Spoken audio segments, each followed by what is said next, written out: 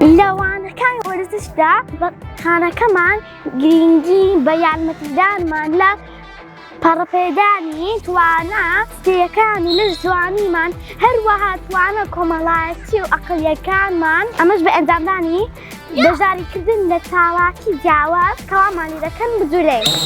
يلا يا رب. من مامۆستا سێڤەر مامۆستای سپۆر لە قوتابخانەی عشقی ڕۆناچی نێودەوڵەتی ناحکومی ئێمە لە قوتابخانەکەمان گرنگێکی تایبەت دەدەین بە بواری وەرزش بۆ ئەمە بەستە ساڵانە چەندین خولی جۆرا جۆر بۆ قوتابی خۆشەویستەکانمان دەکەینەوە بۆ ئەوەی توانای ئاستی جەستەییان بەرەو پێشەوە بین.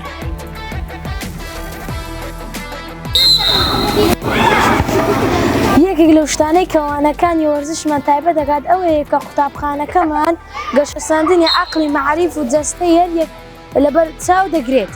هەموو منداڵ بە جیاوازی فێر دەبێت بۆیە چەندین چالاکی و ئاڵنگاری و جۆراجۆرمان پێشکەش دەکەن بۆ دابینکردنی پێداویستەکانی هەمووان.